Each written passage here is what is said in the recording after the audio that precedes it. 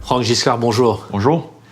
Si vous le voulez bien, on va faire ensemble un petit panorama des stratégies sociales 2019.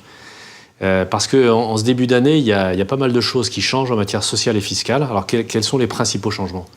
Alors, le principal changement, c'est celui qui a été retenu dans la loi de financement de la sécurité sociale pour 2019, même s'il y avait déjà cette mécanique inscrite dans la loi précédente. C'est les mesures qui viennent en compensation de la suppression du CICE. Ouais. Alors, pour rappel, le CICE, le fameux crédit d'impôt compétitivité emploi, c'était un crédit qui était accordé selon que le salaire soit inférieur ou égal. Alors, le périmètre, c'est les salaires inférieurs ou égaux à 2,5 fois le SMIC. Le taux, c'était 6%, le dernier taux, parce qu'il y a une dégressivité qui avait été opérée. Le dernier, c'était 6%, sauf l'outre-mer où on était toujours à 9. Voilà, et donc ça veut dire que sur tous les salaires jusqu'à 2,5 fois le SMIC, il y avait effectivement une ligne de crédit qui valait 6 métropole et 9 outre-mer. Voilà, et au-dessus, donc de 2,5 fois le SMIC, on était hors champ CICE, et le mandataire social sans contrat de travail était également hors champ du CICE. Voilà, et donc la principale mesure qui a été donc activée pour venir en compensation de la suppression de ce crédit d'impôt, c'est le renforcement des baisses de cotisations patronales à plusieurs niveaux. Donc c'est un peu une mécanique à bien appréhender. La première mesure compensatoire, elle est extrêmement simple, puisqu'on reprend les mêmes, on recommence, si je puis dire, c'est-à-dire les revenus inférieurs ou égaux à 2,5 fois le SMIC. Tout ce qui est au-dessus n'est pas pris. Mandataire social sans contrat de travail n'est pas non plus dans les mesures compensatoires. Voilà, mais tout ce qui est jusqu'à 2,5 fois le SMIC, là, on n'est plus sur un crédit au taux de 6, mais on est sur une baisse de la cotisation patronale maladie de 6. Donc, comme la cotisation patronale maladie est de 13. On enlève 6, ça fait 7. Voilà, donc ça crée un gain de charge immédiat, donc de la trésorerie pour nos entreprises, qu'elles soient l'IS ou l'IR, de façon immédiate. Le bon côté des choses, c'est que le CICE, pour y avoir droit, il fallait avoir fait une demande, etc., que ce soit validé. Là, vous bénéficiez ou pas du CICE, vous avez d'office l'économie de charges patronales en cotisation maladie. C'est immédiat. C'est immédiat, et ce, dès le 1er janvier. Donc, on peut pas être... on peut pas, là. C'est ce qui était demandé, d'ailleurs. C'est ce qui était demandé. Voilà, si tant est qu'ils auraient très bien pu dire, par rapport au dernier coup des diverses mesures sociales, ils auraient très bien ne pu mettre de mesures compensatoires. Dans tous les cas, c'est ce qui a été fait. Le deuxième élément qui vient en compensation de cette suppression du CICE, c'est le fameux renforcement des réductions bas salaires, les fameuses réductions... Fillon, comme on dit. Fillon, voilà, les réductions bas salaires. Donc, le périmètre des réductions bas salaires, c'est le SMIC, réduction maximale, totale, et une dégressivité entre 1 et 1,6 fois le SMIC. Et à partir d'1,6 SMIC, il n'y a plus de réduction bas salaire qui s'opère. Pour autant, on aura donc la réduction de la cotisation patronale maladie de 6 points, entre 1,6 et même entre 1 et 1,6 et après, jusqu'à 2,5 fois le SMIC. Voilà. Mais dans le champ, dans le périmètre de 1 à 1,6, jusqu'alors, lorsqu'il y avait le CICE, jusqu'alors, la réduction bas salaire n'intégrait que les cotisations URSSAF, donc vieillesse, maladie, maternité, allocation familiale, dans une certaine proportion, l'accident du travail et la maladie professionnelle, les cotisations FNL et les cotisations de solidarité dites CASA. Là, la LFSS de 2019, dans l'article 8, a réinjecté dans la réduction dite bas salaire les cotisations patronales, retraite complémentaire Agir Carco, et les retraites et la part employeur, la part patronale employeur, chômage. Sachant que sur la métropole, ça se fait en 2 temps. Retraite par patronale, retraite Agir Carco, renforcement, réduction bas salaire, 1er janvier. Et cotisation patronale chômage, ça se fera à partir du mois d'octobre. Sauf pour l'outre-mer, où là, la partie, les 2 volets par patronale, retraite Agir et chômage, s'appliquent dès le 1er janvier, avec des seuils différents d'ailleurs que 1 et 1,6, et avec un taux donc, qui est renforcé d'office depuis le 1er janvier. Donc voilà en fait ce qu'on peut retenir d'essentiel sur ce début d'année.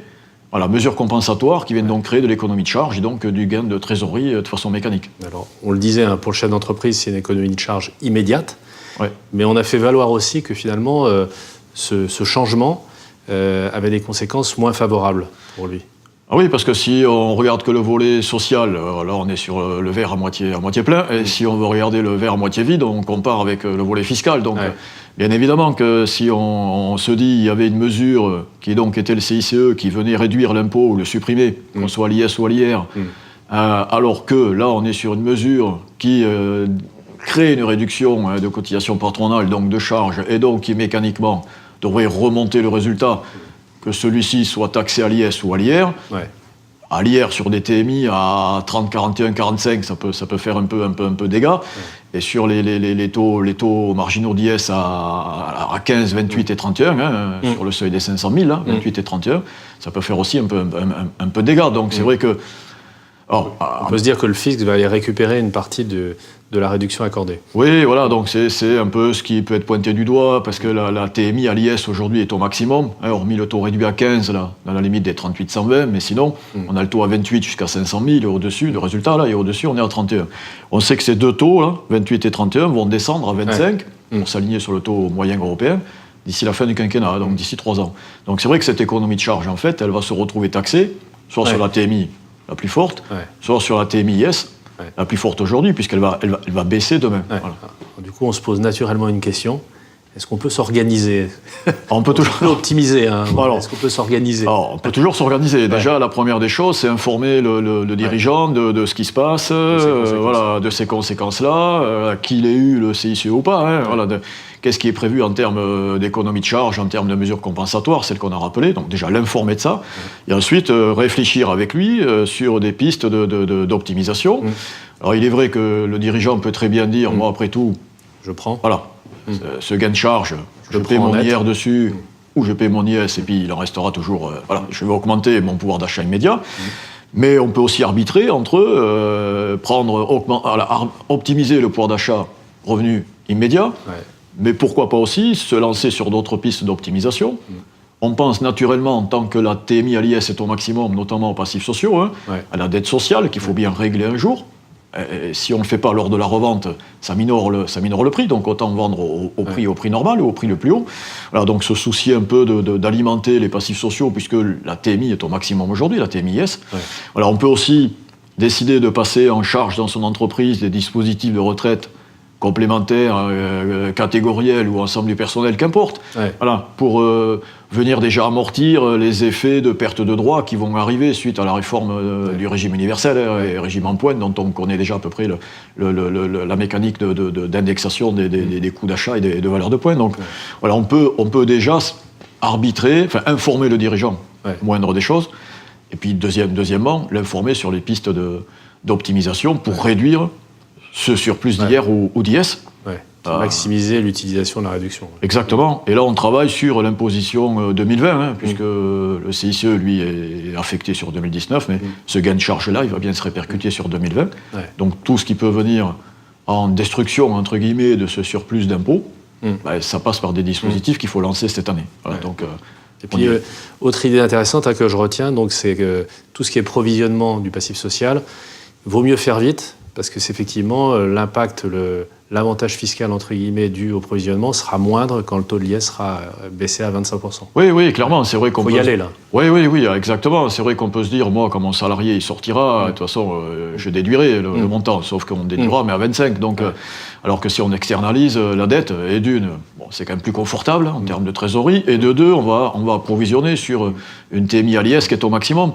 Donc, tout simplement, si on part du principe qu'aujourd'hui on est à 28 ou à 31 et que demain on sera à 25, on a 3 points d'écart entre 25 et 28 et 6 points entre 25 et 31. Donc, est-ce que je prends cette défiscalisation là de plus 3 et de plus 6 de suite, que je vais perdre demain, ou est-ce que j'attends? Donc, c'est sûr qu'il vaut mieux provisionner au taux d'IS maximal aujourd'hui que d'attendre. Encore une fois, on informe et le dirigeant décide.